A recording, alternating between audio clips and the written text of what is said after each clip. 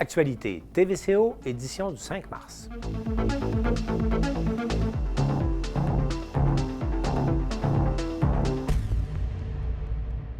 Bienvenue aux Actualités TVCO. Nous célébrons cette semaine un triste anniversaire, puisque depuis maintenant un an, la COVID-19 frappe le monde entier et nous plonge dans une pandémie sans précédent. Il y a toutefois de la lumière qui émerge après un an, puisque petit à petit, la région va se déconfiner, on passe en zone orange cette semaine, et que la campagne de vaccination massive s'amorce. Alors, pour faire le point sur ces différentes questions, on vous a préparé une série de reportages aujourd'hui. On va d'abord s'entretenir avec Patricia McKinnon, qui est la directrice de la vaccination pour le CIUS de la capitale nationale. Elle va nous expliquer comment ça va se passer, puis on va aussi comprendre quels sont les délais à envisager avant de pouvoir tous se faire vacciner. Aussi, cette pandémie provoque des impacts majeurs dans l'industrie du spectacle. Alors, on a fait une espèce de table ronde pour parler de ces impacts-là après un an, en compagnie de Luc Fortin, qui est le directeur général et président de la Guilde des musiciens du Québec, en compagnie également de Clément Turgeon, le directeur général et fondateur du Festif, ainsi qu'en compagnie de Pascale Saint-Onge, qui est la présidente de la Fédération nationale des communications et de la culture à la CSN. Alors, Élisabeth Tailleur a animé une discussion avec ces trois personnes-là. Vous allez voir, c'est intéressant. Puis il y en a des impacts au niveau de l'industrie du spectacle depuis un an. Alors, on va faire le point là-dessus. Aussi, on a voulu savoir comment se préparent les restaurateurs au déconfinement de la semaine dernière. Alors, il y en a deux que nous avons rencontrés qui vont nous expliquer comment ils vont préparer et comment ils se préparent à réouvrir leur salle à manger. Et pour clore cette série de reportages sur la pandémie, on est allé à la rencontre de nos concitoyens. On leur a demandé qu'est-ce que ça va changer, ce déconfinement, pour vous à compter de la semaine prochaine. Et vous allez voir, le déconfinement a des impacts vraiment positifs sur l'humeur de nos concitoyens. Suite à ces reportages qui portent spécifiquement sur la pandémie, on va quand même faire le point en compagnie d'Élisabeth Tailleur sur les actualités municipales. On va ensuite vous présenter un très beau reportage sur la pêche blanche au Parc des Grands Jardins. Et pour terminer l'émission, je vais m'entretenir de sport avec Maxime Jaudoin. Sur ce, je vous souhaite une bonne émission. Grâce à l'approbation de nouveaux vaccins, on peut maintenant commencer à préparer des campagnes de vaccination massive, que ce soit ici ou à l'étranger. Alors, afin de savoir comment ça va se passer dans notre région, je me suis entretenu avec Patricia McKinnon, qui est la directrice de la vaccination pour le CIUS de la capitale nationale. Madame McKinnon, bonjour. Bonjour. Madame McKinnon, vous êtes la directrice de la vaccination là, au CIUS de la capitale nationale. On va parler, bien sûr, des grandes campagnes de vaccination qui s'en viennent. Mais avant d'aller là, j'aimerais d'abord, est-ce qu'il est possible de faire un premier bilan sur les vaccinations qui ont été effectuées jusqu'à présent dans la région de Charlevoix? Qu'est-ce qu'on peut prendre pour acquis? Là, on parlait des clientèles 85 ans et plus, puis des résidences pour personnes aînées. Pouvez-vous nous faire le point là-dessus, s'il vous plaît?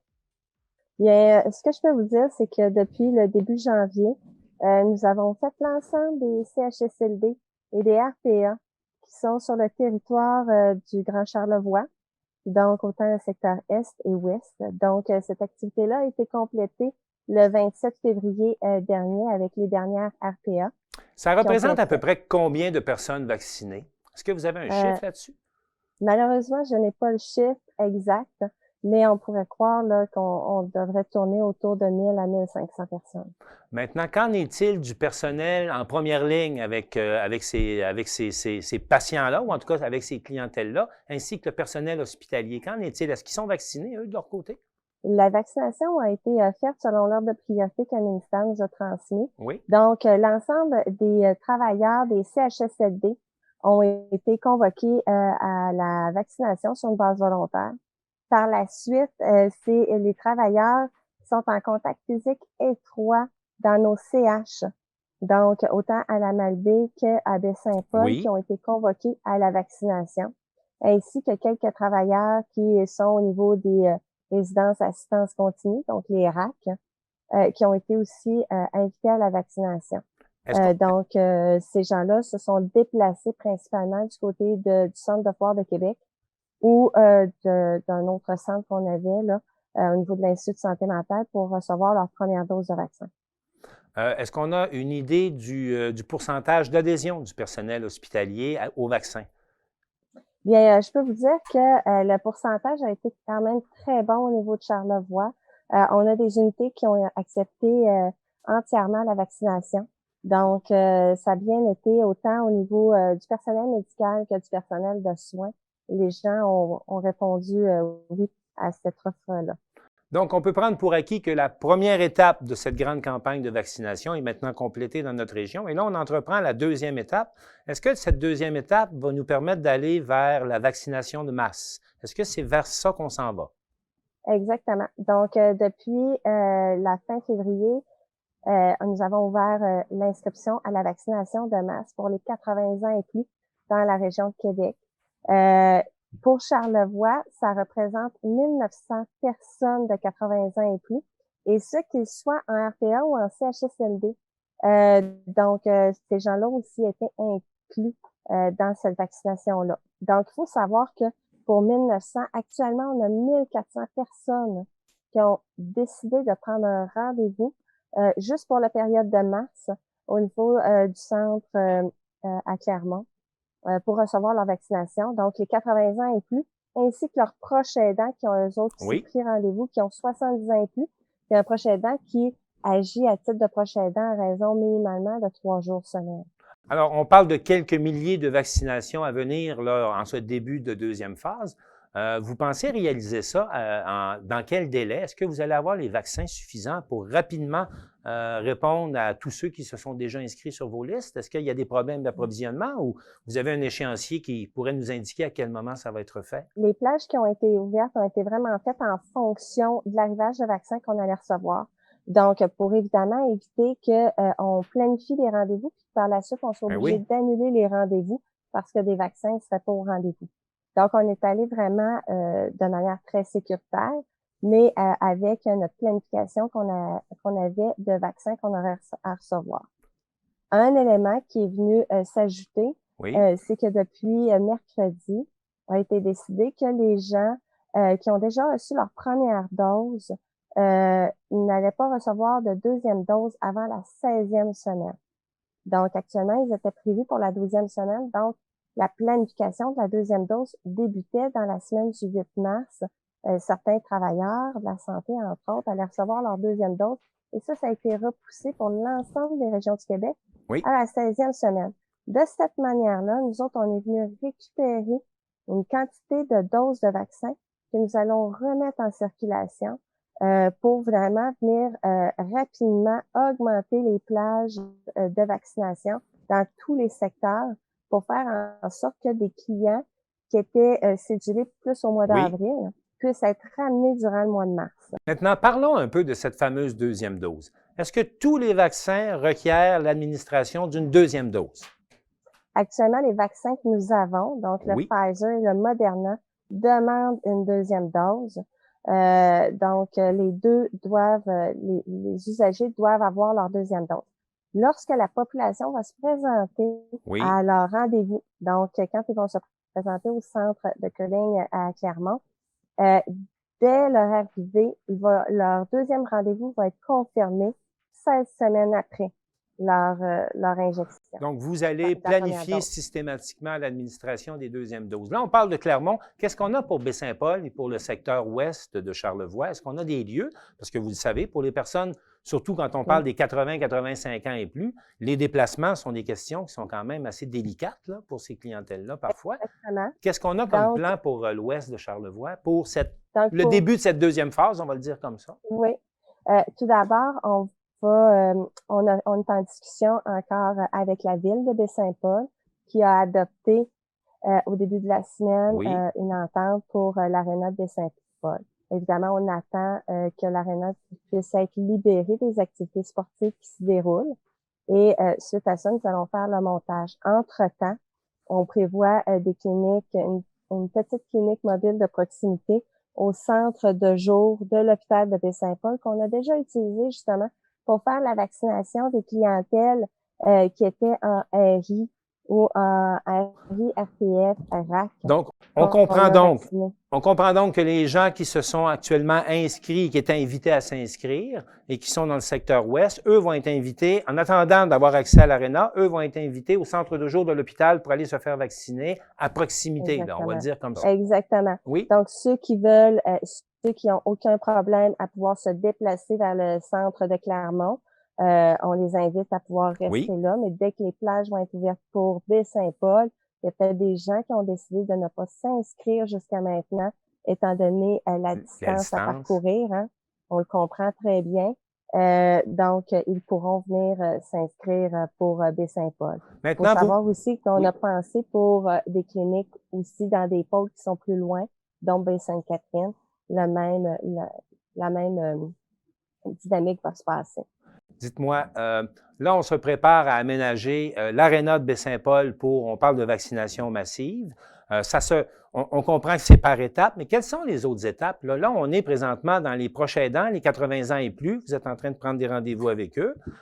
C'est quoi les prochaines étapes? À quel moment on va pouvoir dire, bon, ben ceux qui veulent se faire vacciner, on vous attend, on prenez rendez-vous et puis c'est ouvert à tous. Est-ce qu'on s'en va vers ça dans un avenir plus ou moins rapproché? Ou on va La continuer à dire, ben les 60 ans et plus, les 50 ans et plus. Qu'est-ce qui est planifié pour les prochaines semaines de ce côté-là? Bien, il faut savoir que le facteur de risque le plus important pour la COVID, c'est l'âge. Donc, actuellement, la stratégie nationale, c'est vraiment d'y aller par groupe prioritaire en fonction de l'âge. Oui. Donc, on a fait la planification pour les 80 ans. Dans les prochains jours, on devrait ouvrir nos plages pour les 70 ans, quand on va voir que le nombre de rendez-vous pour les 80 ans il n'y a plus de modifications, il n'y a plus d'inscriptions. Les gens on a atteint le volume qui était nécessaire. Donc, on va pouvoir passer aux 70 ans. Et c'est la même dynamique qui va se passer quand les 70 ans vont s'être inscrits et qu'on va voir qu'on a encore des plages disponibles ou qu'on a des arrivages de vaccins supplémentaires. On pourra passer aux 60 ans, mais tout ça est une séquence vraiment là qui va se passer sur plusieurs semaines et aussi plusieurs mois. Donc, la vaccination massive devrait s'étendre jusqu'au mois de mai, jusqu'au mois de juin, jusqu'au mois de septembre. Quelles sont vos prévisions là-dessus? Qu'on a le temps de passer à travers toutes les clientèles? Là-dessus, autant du côté fédéral que du côté provincial, on pense très bien avoir une vaccination qui va s'échelonner du moins jusqu'à l'automne, étant donné que, comme on l'a dit préalablement, les gens doivent recevoir leur première dose, mais il y a une deuxième dose de vaccin qui devra être faite. Donc, si on prend juste au niveau de Charlevoix, Oui. les 20 ans et plus représentent plus ou moins 26 000 personnes. Donc, ça veut dire qu'il faut vacciner 2 fois 26 000 personnes pour atteindre l'immunité qu'on souhaite. Euh, est-ce que vous avez des assurances quant à l'approvisionnement des virus? Est-ce qu'actuellement, le système peut, avec une certaine dose de certitude, là, planifier des vaccinations pour des groupes aussi importants? Vous parlez de 26 000 personnes de 20 ans et plus dans Charlevoix, 2 fois. Est-ce que vous commencez à avoir l'assurance que vos stocks de vaccins seront suffisants pour faire face à la demande? Oui, bien, toutes les indications qui nous sont fournies par le gouvernement nous indiquent que le plus dur a été passé jusqu'à maintenant. Donc, on a vraiment été plus en disette au niveau des vaccins, ce qui a fait en sorte on a été très strict sur les groupes prioritaires. Oui. On a été très méticuleux là-dessus pour pouvoir vraiment vacciner les gens qui étaient le plus à risque. Mais les prochaines semaines s'annoncent très bien. Le gouvernement fédéral l'a annoncé dans ce sens-là, puis le gouvernement provincial aussi. Donc, on est confiant. Est-ce que vous avez des enjeux quant au recrutement du personnel nécessaire pour faire fonctionner ces centres de vaccination? Ça va être le nerf de la guerre, qu'on pourrait dire, Oui, parce OK. que la grosse vaccination va se passer, entre autres, en période estivale. Les gens vont vouloir aller en vacances, mais on va avoir énormément de vaccins, énormément à cette période-là. Donc, c'est un enjeu. Donc, on invite vraiment les gens à s'inscrire sur Je contribue pour pouvoir venir vraiment signifier leur intérêt. Et pas juste ceux qui ont un background en santé, mais vraiment aussi ceux qui peuvent avoir des habiletés, qui ont le goût de travailler avec le public, parce qu'on a différents postes de soutien qui sont nécessaires à tout le fonctionnement qu'on appelle de l'arrière-scène du vaccin. Donc, l'approvisionnement en vaccins, déplacer, aider même au déplacement des gens. Il faut savoir que quand on va ouvrir Oui. nos cliniques, on va prévoir des gens, surtout pour nos 80 ans et plus, nos 110 ans et plus, qui vont pouvoir pousser les chaises roulantes, donc aider à cette fluidité-là, guider les gens à travers les cliniques. Donc, on a besoin vraiment de gens de toute accalmie. On a besoin de gens qui font de la saisie informatique. La vaccination est informatisée. Donc, ça prend pas nécessairement une Donc, on compétence en parle de... santé pour le faire. Donc, ceux qui veulent contribuer, je contribue, puis il y a des emplois, là. C'est quand même ce sont des emplois payants, là. C'est pas du bénévolat qu'on vous demande aux gens de faire, là. Ce n'est pas du bénévolat, c'est un emploi qui est vraiment rémunéré. Puis les gens, ça peut être aussi une belle porte d'entrée pour rentrer dans le réseau de la santé puis y faire carrière. Madame McKinnon, en terminant, là, on sait que du côté de Clermont, ça va être prêt, puis ça va être prêt dans les prochains jours. Du côté de Baie-Saint-Paul, à quel moment on pense être opérationnel là, en grand, s'installer à l'aréna, puis être capable de dire, bon, ben OK, on est prêt pour les prochains mois là, pour de la vaccination. On peut s'attendre à quel moment là, vous allez être prêt, que le camp va être monté, puis vous allez être prêt à faire la vaccination à Baie-Saint-Paul? Bon, il reste quand même pour Baie-Saint-Paul à finaliser l'entente papier. Donc, il faut signer les documents dûment. Donc, ça, cette entente-là doit être signée. Ça va être fait. Si ce n'est pas déjà fait, ça va être fait dans les prochains jours. Ça a été approuvé par le conseil municipal, d'après ce qu'on a compris. Exactement. Oui. Ça a été approuvé par le conseil municipal, donc c'est une très bonne chose. Donc, on pense suite à ça, à la fermeture, puis il faut que la glace fonde sur la patinoire. Donc, suite à ça, on compte 3 à 4 semaines pour pouvoir ouvrir Baie-Saint-Paul. Donc, on est capable de l'ouvrir, mieux c'est. Mais on peut penser à un mois. Là. Donc, on pense à début avril pour l'aréna de Baie-Saint-Paul en centre de vaccination, qui pourra commencer à gérer des plus gros volumes. Exactement. Bien, Mme McKinnon, merci beaucoup pour ces informations ce matin. On va vous suivre et on vous reviendra pour faire le point dans quelques semaines, voir comment ça se passe au niveau de la vaccination. Merci à vous. Merci. Merci. Bonne journée. Alors, c'était Patricia McKinnon, qui est la directrice de la vaccination au CIUS de la capitale nationale. L'industrie du spectacle a beaucoup souffert de cette pandémie et il y a plusieurs enjeux qui s'annoncent pour les prochains mois quant à la possibilité pour nos artistes, nos musiciens, nos techniciens de se produire et de travailler à nouveau. Alors, on a voulu faire le point là-dessus en compagnie de Luc Fortin, qui est le président de la Guilde des musiciens du Québec. On a également posé la question à Clément Turgeon, le directeur général et fondateur du Festif, ainsi qu'à Mme Pascale Saint-Onge, qui est la présidente de la Fédération nationale des communications et de la culture à la CSN. Alors, on a fait une discussion à 3. On vous présente cela. Depuis plusieurs mois, l'art vivant est vraiment sur pause, surtout dans les zones rouges au Québec. Et il y a un mouvement qui s'est créé chez plusieurs artistes, artisans, regroupements d'artistes également, pour que la culture vivante revienne. On a ce matin 3 invités. Madame Pascale Saint-Onge de la Fédération nationale des communications et de la culture. Bonjour. Bonjour. On a également le directeur général de la Guilde des musiciens et musiciennes du Québec, M. Luc Fortin. Bonjour. Bonjour. Et on a également avec nous Clément Turgeon du Festif de Charlevoix. Bonjour. Allô? Alors, ce matin, on veut avoir une discussion avec vous trois concernant vraiment le fait de rendre la culture vivante possible à nouveau. Et puis, j'aimerais savoir peut-être, Mme Saint-Onge ou M. Fortin, si vous pouvez nous expliquer ce que c'est et pourquoi c'est important, comme les cinémas, comme les musées, que l'art vivant là, revienne, mais vraiment rapidement. De notre côté, en fait, les gens qu'on représente travaillent directement dans le milieu des arts et de la culture. Et donc, pour eux, c'est leur gagne-pain, c'est leur travail. Et là, ça fait bientôt 1 an que le secteur a été arrêté presque sans interruption. Il y a eu à peu près 45 jours d'ouverture dans la dernière année, là, dans les zones qu'on a qualifiées de rouges. Et donc, pour les gens qu'on représente, le temps commence à être très long. C'est très difficile pour le moral, mais aussi pour la santé financière, pour toutes ces raisons-là. Et donc, aujourd'hui, avec tout ce qu'on sait sur le virus, on se dit qu'il est temps que les gens qu'on représente puissent reprendre le travail, retourner sur les planches et procurer à la population générale ce bien-être-là et ce bienfait-là qu'est la culture.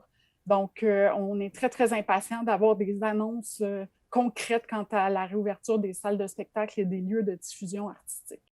Oui, effectivement, c'est un très bon résumé de la situation par Pascal. Euh, Disons qu'il y a eu une ouverture pendant 1 mois et demi à la fin de l'été. 1er octobre, c'est refermeture brutale. Et depuis ce temps-là, les avis de la santé publique étaient favorables à l'ouverture des salles. Malheureusement, ça ne s'est jamais concrétisé pour des raisons qu'on pense qui étaient plutôt stratégiques ou politiques. Là. On a mis un hold sur l'ouverture des salles, malheureusement, et alors que on aurait pu le faire. D'ailleurs, il y a un peu d'incohérence dans tout ça parce que présentement, on peut faire des tournages avec beaucoup de gens, une centaine de personnes, même jusqu'à 200 personnes. Mais on ne peut pas avoir 25 personnes dans une petite salle avec un groupe de 4 musiciens sur la scène. Donc, il y a un peu d'incohérence dans tout ça.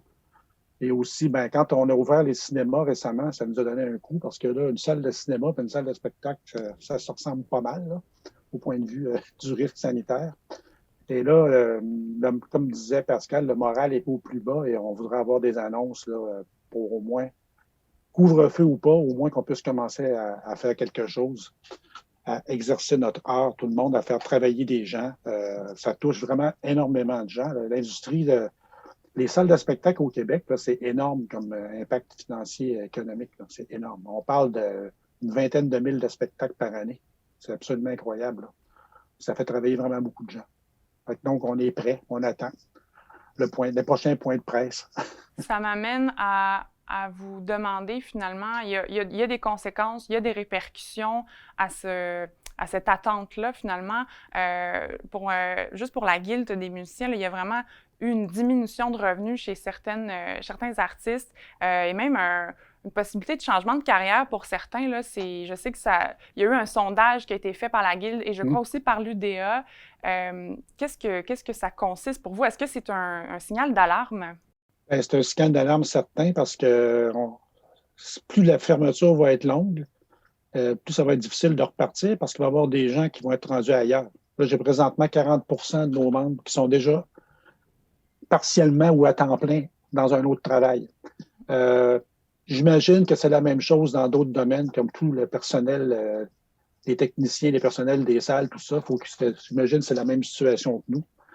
Donc, est-ce que les salles vont être prêtes à réouvrir dans 1 mois, 2 mois, si tout le monde est rendu ailleurs? Ça, c'est un autre problème. Mais il faut envoyer un signal qu'on est prêt à repartir de la machine.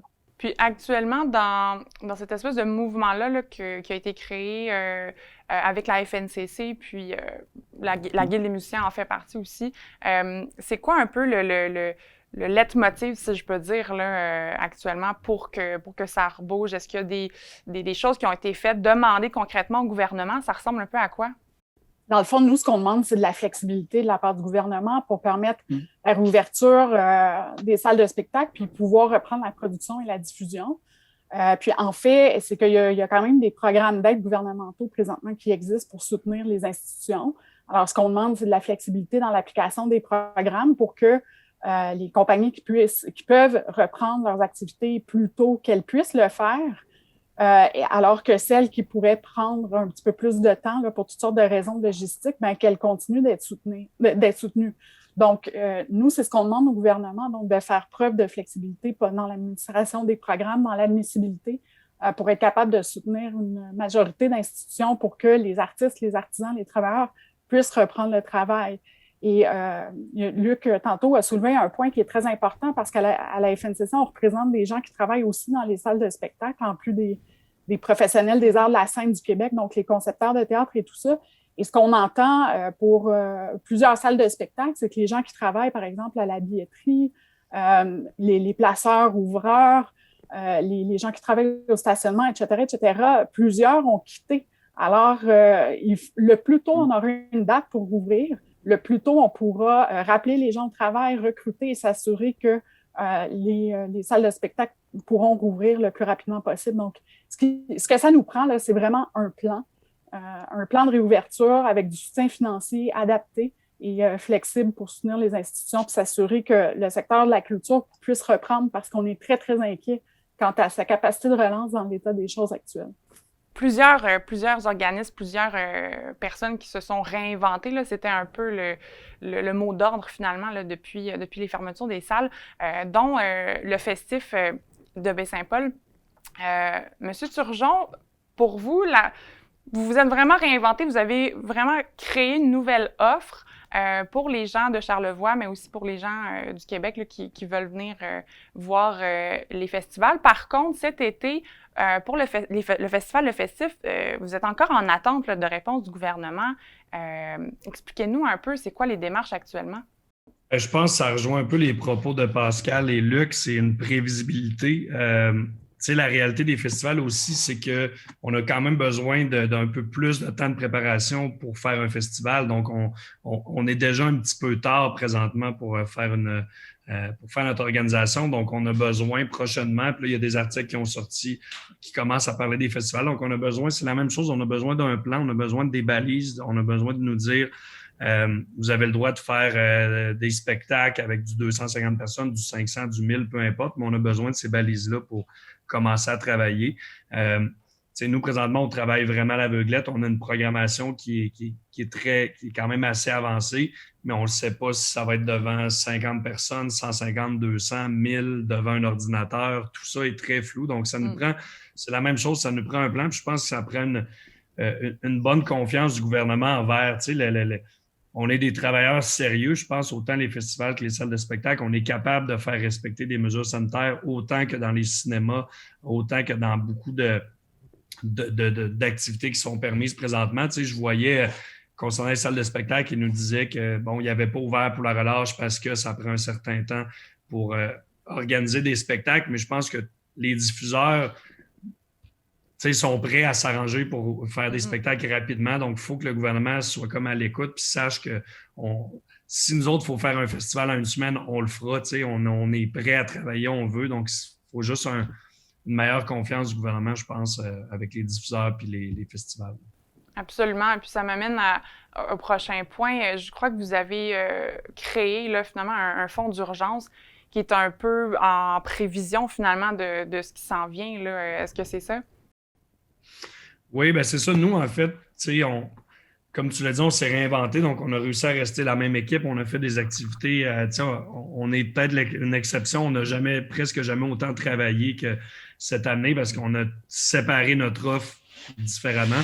Ça nous a permis de continuer à garder des partenaires. On s'est donc créé un fonds d'urgence. Puis ce fonds-là, bien, ça va nous permettre de pallier aussi je ne sais pas, le financement des salles, je connais moins cet univers-là, mais nous, on est beaucoup subventionnés. Donc, puis commandité, là, cette année, on a des coupures de certains commanditaires. L'année dernière, l'impact, ça ne faisait pas encore tant sentir au mois de mars-avril, mais là, cette année, nous, on a des pertes de commanditaires. Donc, ce fonds d'urgence-là va aller pallier les coupures de certaines sociétés d'État, certains partenaires privés. Donc, c'est important.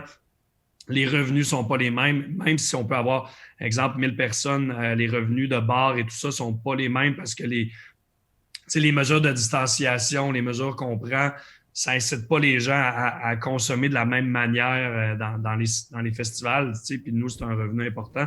Donc, ce fonds d'urgence-là vient pallier à la billetterie, aux revenus de bar, puis vraiment, le financement, c'est très important. Là, les commanditaires privés, il y en a beaucoup qui sont très, très touchés et qui ne financent pas de la même manière. Peut-être pour terminer, dans l'optique que les salles réouvrent à partir de la semaine prochaine, pensez-vous que la clientèle sera au rendez-vous, un peu comme au musée ou au cinéma? Croyez-vous que les gens vont faire confiance aux établissements et est-ce que les mesures sanitaires sont vraiment suffisantes actuellement?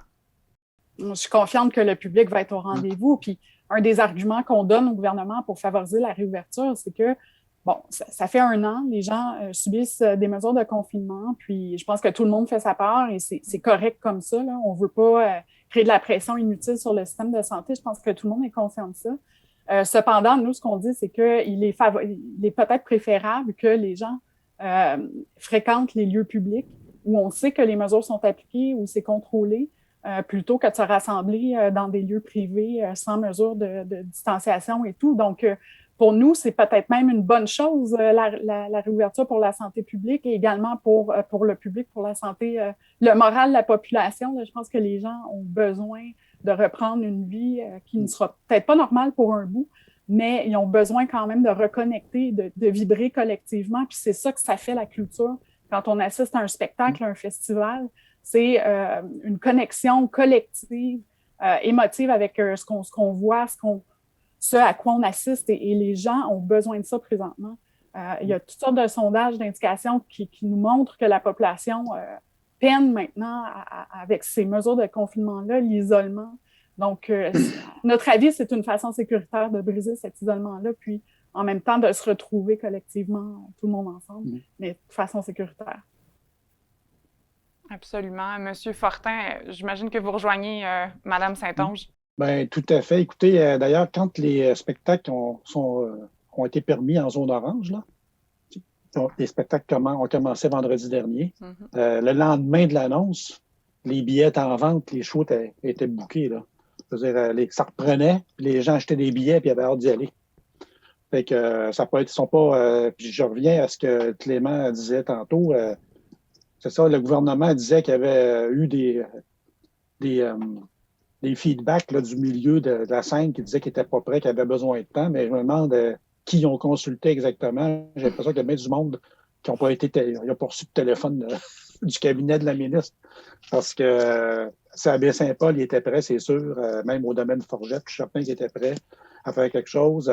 Moi, je sais que dans le milieu de la musique classique, il y a beaucoup qui étaient prêts à donner le OK. Ils ont déjà leur programmation est prête et tout. Là, fait que, je pense qu'il y a eu un petit problème disons, le milieu n'était pas complètement consulté là-dessus. Là. Je pense qu'il y a des leçons à tirer de ça.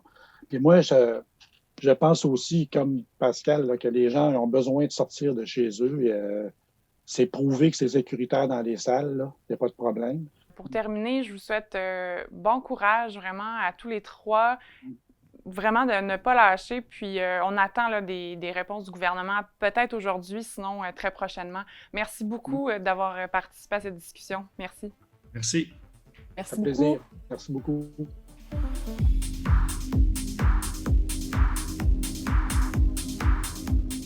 Avec le passage de notre région en zone orange, les restaurateurs vont pouvoir ouvrir à nouveau leur salle à manger et on est allé à leur rencontre pour savoir comment tout ça allait se passer.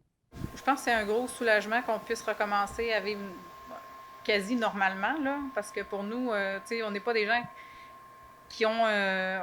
l'offre qu'on a, c'est pas nécessairement du take-out à la base. Fait qu'on s'est adapté comme tout le monde, mais on préfère et de loin avoir le contact avec les gens puis faire des belles assiettes. Là, Steve fait des belles assiettes. Fait que c'est le fun quand c'est présenté comme ça aussi. Fait que, mais on a eu quand même, on a été chanceux ici dans Charlevoix, je pense, comme tout le monde. On a eu un super bel été, fait que c'est ça qui nous a sauvés un peu. Puis c'est ça qui nous a permis de vivre tout l'hiver, même s'il y a des périodes qu'on était fermés. Là. Mais c'est sûr qu'après 5 mois, là, il était temps. Oh, comme à la bourse, des hauts et des bas. Mais plus de bas que de hauts. Non, heureusement, on a été ouvert les 4 meilleurs mois de 2020. C'est ça. Nous, on s'attendait peut-être à ouvrir juste après Pâques, là. Fait qu'en ayant 4-5 jours juste pour avant d'ouvrir, c'est encore très très court, là. Parce que c'est quand même pas. C'est pas un garage qu'on ouvre, là. Il y a de la nourriture, il y a du personnel, il y a tout, là. Il y a de la transformation, il y a de la planification à faire, là. Habituellement, ouvrir un restaurant, ça prend un mois. Heureusement qu'on était en mode take-out, fait que là, on a quand même une base, puis c'est ça, on ouvre le 8, là, officiellement, à 11 heures. Est-ce qu'avec vos employés, vous allez être suffisant ou vous avez besoin d'un recrutement en ce moment? Bon, en ce moment, parce que j'ai beaucoup d'étudiants, là, cette semaine est en relâche et tout, 60%, 70% de mes employés, c'est des étudiants, parce que ma haute saison, c'est là que j'ai le plus d'employés. Actuellement, ben, mon noyau, il est là, on n'a pas vraiment embauché, les gens étaient comme en stand-by. Puis moi, ben, j'ai amélioré, on a fait des améliorations, des rénovations un peu, on a tout refait. Fait que j'ai gardé à l'emploi presque tout mon noyau. Fait que on recommence vraiment pas, là, on commence juste vraiment à faire de la restauration. Là. On se souvenait plus qu'est-ce que c'était de la restauration, vraiment. Là. Ben, je te dirais moitié-moitié, mais nous, on a des employés qui reviennent à chaque année l'été, qu'on n'a pas l'hiver. Puis là, c'est sûr qu'on n'a pas eu à en chercher pour l'hiver nécessairement parce qu'on était fermés. Fait qu'on a travaillé, pour le take-out, juste moi et Steve. Tout l'hiver, tout ce qu'on a fait, c'était vraiment juste moi et Steve. Fait qu'on avait 0 employé. C'est sûr que nos employés sont contents de revenir. on va s'adapter à l'achalandage, je pense. On le sait pas. Il y en a qui pensent que il y a plein de monde qui vont se présenter quand ça va ouvrir. Il y en a d'autres qui pensent que ça va être le contraire. Fait que, tu sais, on va voir dans les prochaines semaines comment ça va évoluer. Puis on va s'adapter avec les conséquences. Mais, tu sais, on le sait qu'il y a des gens là, qui étaient dans la restauration qui se sont trouvés d'autres choses ailleurs. Après, ben, si on a réussi à s'adapter à ce qui s'est bien passé, on devrait être capable de s'adapter au reste. Ça devrait pas être si compliqué. Ben, à leur arrivée, ça va être un peu comme on l'a vécu cet été. Cet été, on avait quand même aménagé une terrasse assez avec beaucoup de séparateurs végétales et tout. On avait quand même un beau setup. Là, cet automne, on a quand même investi sur un 20-25 000 sur des banquettes, sur des séparateurs, puis aussi des plantes. Mais 2 semaines après, ils nous ont fermé, fait qu'on est déjà prêt. Là, il me reste juste 2 jours là, pour remettre mes banquettes en ordre. Puis ce matin, on avait notre meeting, on a tout sorti la documentation et la façon de faire là, sur le protocole là, quand ils vont venir. C'est sûr que là, on sait qu'est-ce qu'on fait. Fait que en fait, cette semaine, j'ai un meeting d'employés pour leur dire ben, on va fonctionner comme ça, on va mettre un employé de plus parce qu'il faut sensibiliser là, au départ là, pour les 3-4 premières semaines. Est-ce que la réservation sera obligatoire? Elle est obligatoire, mais ils vont pouvoir réserver à l'entrée ici là, avant de rentrer dans la bâtisse. Mais c'est préférable de téléphoner, puis nous, on prend le nom, le numéro de téléphone, puis on leur dit que ça leur prend là, une carte d'identité, là, soit la carte d'assurance maladie ou le permis de conduire pour justifier qu'on peut les prendre, qui ne sont pas en zone rouge. Bien, au niveau du registre, nous, on a la chance que souvent nos réservations sont faites sur Internet ou quand les gens appellent, on le rentre tout le temps dans un système. Fait que, tu sais, on a un minimum d'informations sur nos clients à la base. Vous voyez, j'ai déjà des gens qui ont appelé pour réserver dans les prochaines semaines, puis je leur ai demandé d'emblée, venez-vous avec une personne qui n'est pas dans la même bulle familiale. À date, les gens m'ont dit non, mais tu sais, si ça se produit, je sais que tu as le droit de venir 2 personnes, pas de la même bulle, mais ça prend l'adresse de l'autre personne ou les coordonnées de l'autre personne. Puis j'ai adapté mon système. Là, hier, j'ai tout fait ça. J'ai adapté mon système pour que les gens puissent rentrer les informations. Puis une fois quand les gens vont arriver, ben est-ce que c'est vraiment plus long en rentrant de donner une carte d'identité? Je pense pas. Je pense que ça va quand même bien aller. C'est un tout petit effort de plus pour ce que ça va nous donner en plus. Là. Des coûts, avez-vous des pertes financières ou ça s'est maintenu, là, étant donné que vous faisiez pour emporter? Bon, ça là, c'est des pertes financières. De toute façon, on mange de l'argent tous les hivers. C'est sûr que cet hiver, on a mangé plus que d'habitude. C'est ça. C'est heureusement qu'il y avait certains programmes là, qui ont aidé à préserver une certaine qualité de vie à nos employés, puis à les maintenir à l'emploi. Fait que les gens qui travaillent, les gens qui sont mindés à venir, à s'accomplir, ben, c'est différent de rester cloîtré là, dans la maison et rien faire. Ben, tu sais, on a pris les aides, là, comme tout le monde, les aides du gouvernement. Non, j'ai pas trouvé ça si difficile que ça. On avait le temps de se pencher là-dessus. C'est sûr que quand tu as une comptable qui t'aide, là, mais tu sais, l'information était là. J'ai pas trouvé ça si difficile à aller chercher. Puis c'est ça, comme on avait eu un bel été, ben ça a bien été aussi. Puis là, on s'est fait, tu sais, pendant qu'on avait le temps, on a rénové l'appartement en haut, puis on a fait un petit appartement locatif court terme. Fait qu'au moins, là, on a une petite rentrée d'argent qui rentre depuis peu, là. Fait que ça nous donne ça en plus pour compenser. Tu sais, je pense qu'il faut être imaginatif, là. Ça... Pas le choix. Ben un peu ce que ça ressemblait avant. Tu sais, nous, on a mis des panneaux, tu sais, puis la distanciation était déjà là avant qu'on ferme. Tu sais, les gens sont déjà habitués à ça, sont habitués de se laver les mains en rentrant, de désinfecter les mains. Fait qu'à ce niveau-là, je pense que c'est déjà quand même ancré dans la tête des gens qu'il faut qu'ils fassent attention puis qu'il faut qu'ils suivent les consignes. Puis, tu sais, nous, je pense qu'ici, ça allait quand même relativement bien. Là. Nous, on a réduit, moi, j'avais 55 places à peu près. On a réduit à 35, fait qu'on essayait beaucoup de faire le 2 services. Là, c'est sûr qu'en fermant à 9 h, c'est plus dur. Tu sais, on pourra pas tout renouveler. Les gens, par exemple, il va falloir qu'ils s'habituent, puis ça va être partout pareil. Il va falloir qu'ils s'habituent à venir manger plus tôt. Ils n'auront pas le choix parce que je pourrais pas tout prendre tout le monde à 7 heures. Là, tu sais. On calcule un 2 heures pour que les gens mangent. Ça veut dire qu'il faut qu'ils soient partis à 9 h. Moi, je peux pas en mettre plus que 30 à 7 heures. Tu sais. Fait que les autres, il faut effectivement qu'ils viennent avant ça. Mais on espère que le couvre-feu va va s'en aller vers le mieux. Oui, absolument. Quel impact a l'annonce du déconfinement sur l'humeur de nos concitoyens? On est allé les rencontrer. On vous présente ça. Qu'est-ce que vous allez faire? C'est quoi la première chose que vous allez faire à partir de lundi? À partir de lundi, je ne changerai pas grand-chose dans les habitudes que j'ai actuellement. C'est sûr qu'on va se payer un petit déjeuner avec le respect des règles sanitaires, mais je ne changerai pas grand-chose de ce qu'on fait actuellement. J'ai vraiment... il n'y a rien qui change pour moi. On va continuer juste à faire attention ici, même chose. Et puis, mais pas grand-chose, non. Aller prendre un bon déjeuner au resto, sûrement. Nous autres, on va aller au restaurant. Je vais y aller progressivement, disons. Moi, c'est les restaurants à déjeuner le matin, qui nous manquent un peu, là, puis si on pourrait sortir, mais là, à zone horaire, on ne peut pas aller ailleurs non plus. Fait que mais on est bien content d'être en zone horaire. Ça ne change rien à ma vie. Et même si je travaillais, ça va. Non, je ne suis pas anxieux du tout pour suivre les mesures, puis c'est tout. Ouais. Regarde. Pas dans le sud de Sylvain pour la première fois depuis 40 ans. Ça fait pareil. Est-ce que cette nouvelle-là enlève une certaine anxiété qui pouvait peut-être y avoir? Pas pour moi. Pas pour moi, parce que j'ai pas des responsabilités comme les restaurateurs, les gens d'affaires et tout ça, mais pour moi, non. C'est juste un petit peu plus de liberté, c'est sûr qu'on est content, mais sinon, non, ça ne change pas grand-chose pour moi. Pas du tout. Pas du tout. Ben, je suis pas trop stressée, moi, d'habitude, là. C'est que je suis toujours dehors à prendre l'air, la marche, tout ça.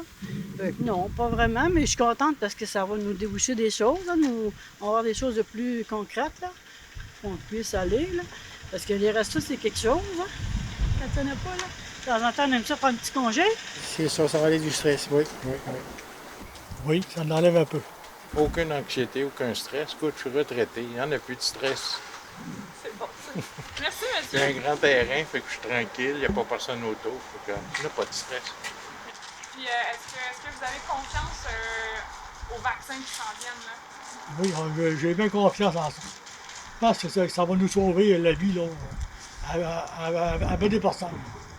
Surtout les personnes âgées, on sait que les personnes âgées, ben, c'est eux autres les plus vulnérables, là. On est bien contents. Comme moi, j'aurais 209 ans, là. Fait que là, ben, mon vaccin va être peut-être plus tard un peu, là, mais... C'est ça, ça passe par là. Aujourd'hui, oui, chanceux, ça prend 1 an pour produire des vaccins nouveaux, alors autrefois, c'était pas ça. Mais de plus en plus, ça va être ça pour bien des maladies. Alors, c'est comme ça que ça marche. Puis, les grosses pharmaceutiques, il va falloir qu'ils passent par là pour qu'ils se mettent ensemble, puis c'est tout. Nous allons maintenant revenir sur certains dossiers municipaux, des choses qui se sont passées cette semaine, en compagnie d'Élisabeth Pailleur. Bonjour, Élisabeth. Bonjour. D'abord, parlons un peu d'une situation très particulière à Baie-Saint-Paul. Oui, absolument. C'est-à-dire qu'il est arrivé un grief pour harcèlement au travail dans le secteur des travaux publics. Puis ce grief-là a été déposé par 17 employés le 22 janvier dernier. C'est des plaintes qui concernent un supérieur, puis c'est vraiment sorti dans les médias cette semaine. Donc le maire, Jean Fortin, a dû réagir là, par rapport à ça. Il trouve cette situation-là évidemment là, inacceptable. Actuellement, il y a une enquête externe pour comprendre qu'est-ce qui s'est passé, c'est quoi les faits, et on est en attente d'un rapport dans les prochaines semaines. On a quand même entendu dire que c'est une situation qui perdurait depuis un certain temps quand même. Depuis plusieurs années, exactement. Depuis plusieurs années? Oui, depuis plusieurs années. Puis le maire ne s'attendait pas à ça. Il savait qu'il se passait quelque chose, mais il ne s'attendait pas à ce que ce soit sur une aussi longue période de temps et que ça concernait autant là, de personnes, finalement. Donc ça, c'est à suivre du côté de la Ville. Mais il y a un dossier qui se clôt, là, c'est la fameuse signature des registres pour le règlement d'emprunt permettant de grands travaux d'aménagement à Maisonneuve. Exactement, Martin. Donc, depuis le 1er mars au soir, le registre à l'Hôtel de Ville de Baie-Saint-Paul est maintenant fermé. À noter qu'il était possible donc de signer ce registre par voie web, donc sur le site de la Ville de Baie-Saint-Paul, et qui avait été annoncé finalement le 10 février dernier, si on se souvient bien, à la séance d'information. Absolument. Et donc, sur 625 signatures qui étaient requises, ils en ont obtenu 32. Donc, ça veut dire que le projet aura lieu. Le règlement sera transmis au ministère des Affaires municipales pour approbation, puis on parle ici d'un délai d'environ de 4 à 6 semaines. Et puis, à ne pas oublier, là, le prochain conseil de ville aura lieu en ligne lundi prochain, le 8 mars. Par ailleurs, lundi soir dernier, Elisabeth, il y a eu une rencontre importante d'information aux éboulements. Tout à fait, Martin. Il y avait plusieurs questions qui avaient été envoyées à la municipalité et le maire a pu y répondre par Zoom, dont la côte à Godin. Donc, à se souvenir là, que la côte à Godin, ça n'a pas été touché depuis plusieurs années, depuis 2 ans. Oui. Et donc, les citoyens étaient vraiment déçus qu'il n'y a rien qui puisse être fait pour l'instant.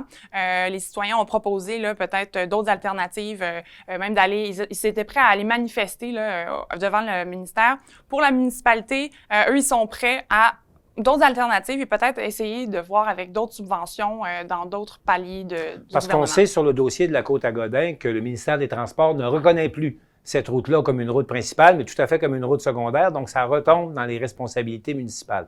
Tout à fait. En d'autres termes, ils ne veulent pas payer pour la réfection de la côte. Tout à fait. Donc, ce sera un dossier à suivre, mais pour l'instant, rien ne bouge.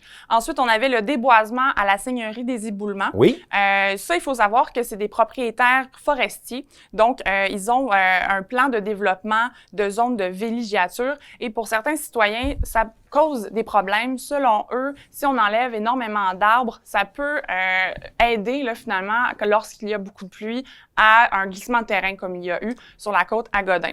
Donc, ça aussi, c'est un... Il y a des inquiétudes. Il y a beaucoup d'inquiétudes à ce niveau-là. Ce sera à suivre parce qu'au niveau de la municipalité, on dit que pour l'instant, il n'y a pas d'autres projets qui sont censés suivre.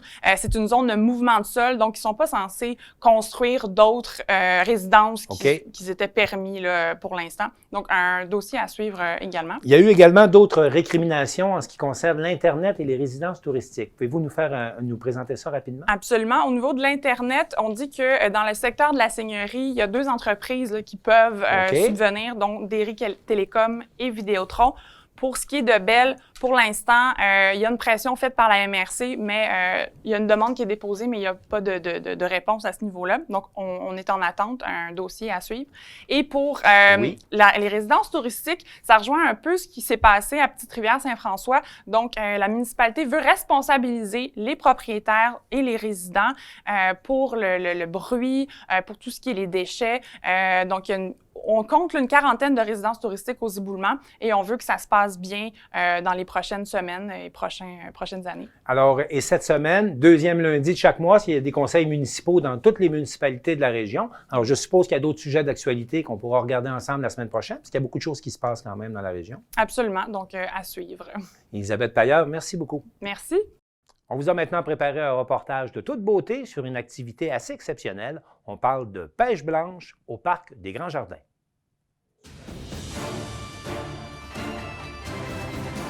La pêche blanche dans le parc des Grands Jardins est une aventure à vivre au moins une fois dans sa vie. Dans un décor désertique où l'on n'entend que l'écho du vent, vous oublierez pendant quelques heures tous vos tracas quotidiens. Cet hiver, les Québécois ont profité plus que jamais des sports extérieurs. Et la pêche à la truite mouchetée en a égayé plus d'un. On va avoir regardé un petit peu, peut-être pas en nombre de pêcheurs, mais plus en termes de revenus. On est comme 3 fois plus que l'année passée. Donc, on sent qu'il y a vraiment un engouement. Pour vivre une belle expérience, il ne faut surtout pas avoir peur du froid. Dans un secteur situé à plus de 700 mètres d'altitude, le vent peut parfois être glacial. Il est conseillé de se munir de vêtements chauds et parfois même d'apporter de petits abris de fortune. Les pêcheurs sont souvent assez bien équipés, je dirais. Souvent, les gens vont arriver avec leurs raquettes, leurs traîneaux, leurs glacières. Donc, ils savent exactement où est-ce qu'ils s'en vont.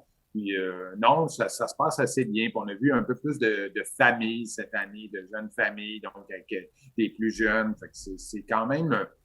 Vous l'avez vu, le chemin est damé, dans le sens, c'est quand même assez facile de se rendre là en raquette. C'est pas de la grosse montée non plus. On est sur le bord d'un lac. Le secteur c'est assez bien signalisé. Fait que je pense que les gens arrivent assez bien à se retrouver.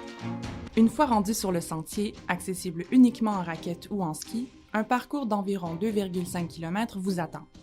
L'aventure peut commencer. L'arrivée sur l'étang Malbaie est à couper le souffle.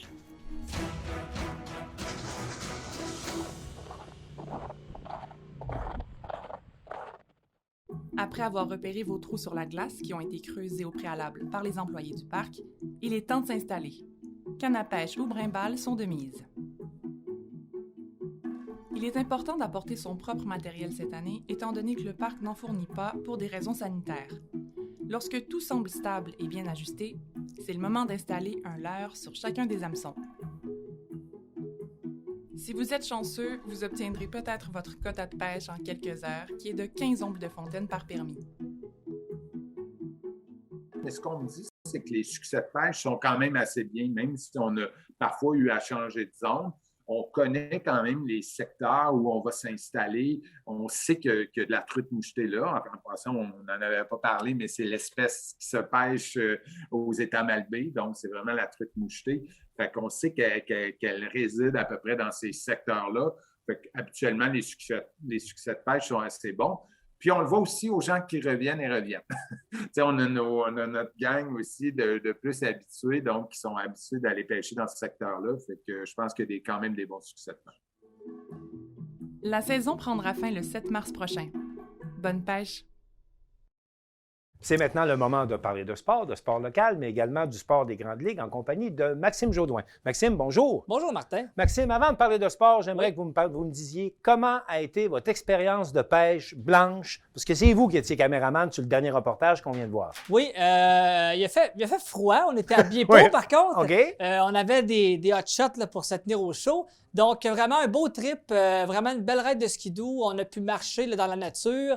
Même si ça n'a pas mordu au niveau de la pêche, on a eu du plaisir, on a jasé. On était dans un terrain de jeu de paysage absolument formidable. Et à la fin, bien, le vent a décidé qu'il fallait partir. Là, après 2 heures sur place, donc il nous a dit « Allez-vous-en chez vous ». Mais outre ça, vraiment, on a eu...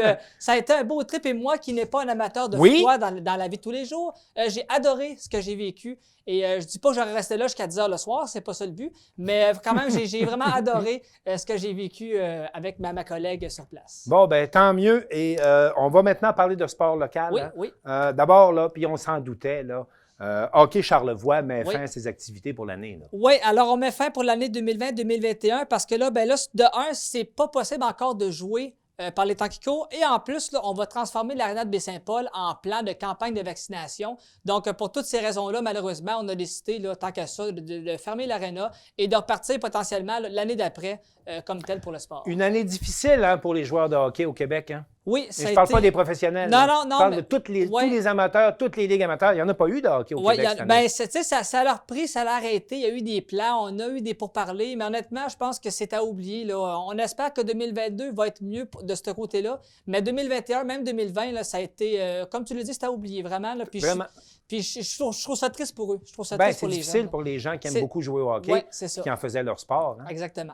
Une année difficile. Espérons que ça va aller mieux. Oui, je souhaite. Puis espérons que ça va aller mieux également pour les gardiens du Canadien, parce qu'on a congédié l'entraîneur des Canadiens, M. Waite, hein, c'est bien ça? Oui, Stéphane Waite. Il reste-tu du monde à congédier chez le Canadien? À part Bergevin, c'est peut-être le seul qui reste à avoir en place. C'est ce qu'on se dit. Mais oui, donc Stéphane Waite qui a perdu son emploi dernièrement, lui, il était en poste depuis 2013-2014, donc il était là, à sa 8e saison avec Montréal.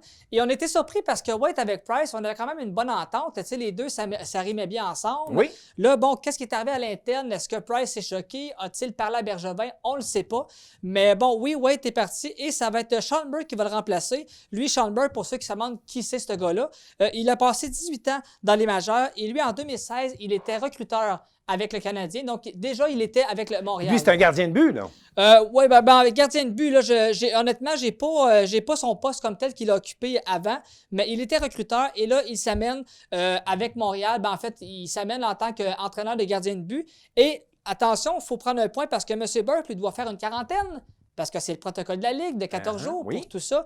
Donc, en attendant que ces 14 jours soient faits, eh bien là, c'est Marco Marciano qui, lui, est entraîneur à Laval, qui va le remplacer, c'est déjà commencé. Il l'a remplacé pour son 14 jours. Donc, dès que c'est fait, Marciano va à Laval et Burke entre en fonction avec le Canadien. Bon, encore des mouvements de ce côté-là, en espérant qu'on voit les résultats sur la patinoire. Hein? Parce que le Canadien, c'est difficile. On l'espère. Oui, on gagne en confiance. Là, présentement, on perd en prolongation, mais malgré tout. On gagne en confiance, mais on perd en prolongation. Oui, on va dire comme ça. Malgré tout, au niveau du tableau, on perd pour le pointage, mais quand même, en termes d'émotion et en termes d'efficacité, je considère qu'on est gagnant plus ça avance.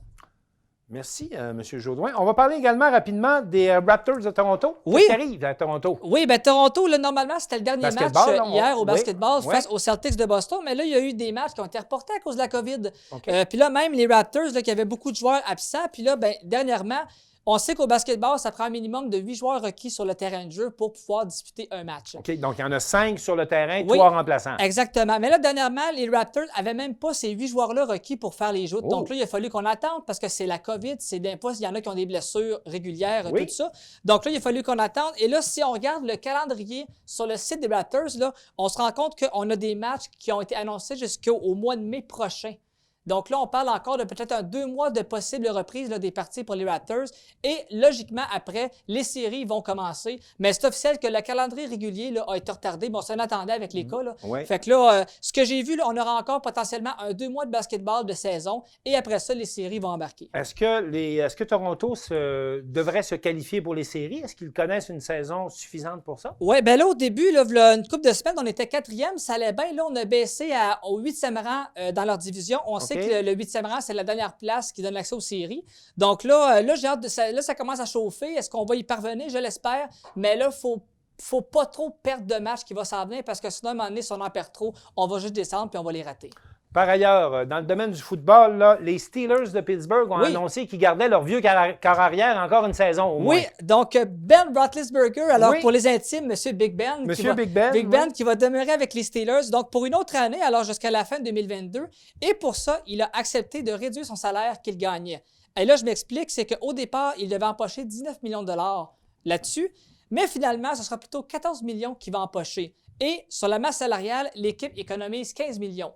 Fait que ce qu'on comprend, c'est que des deux parties, là, pour le joueur et pour l'équipe, c'était une entente qui était acceptable. Pour les deux, là, ça marchait bien. Et ça permet de demeurer à l'intérieur du plafond salarial de la Ligue. Oui, on permet de conserver ça. Et aussi, ben là, ça va être à voir parce que l'an dernier, là, les Steelers avec Big Ben, là, on parlait pour commencer la saison, 11 victoires de suite quand même, il faut le souligner. Donc là, ça va être de voir. Mais ça s'est terminé en queue de poisson. Oui, c'est ça, en queue de poisson. Là, on a mis le côté poussé de la chose. Ça a un peu mal terminé. Mais là, ça va être de voir l'an prochain. Est-ce que Big Ben va être en mesure de refaire cet exploit-là? C'est le temps qu'il va nous le dire. Bien, à suivre. Et merci pour cette tournée des sports, Maxime. Ça fait plaisir, Martin. Alors, c'est tout pour notre émission cette semaine. On espère que ça vous a plu. Et au nom de toute l'équipe de TVCO, je vous souhaite une bonne semaine et je vous dis à la semaine prochaine.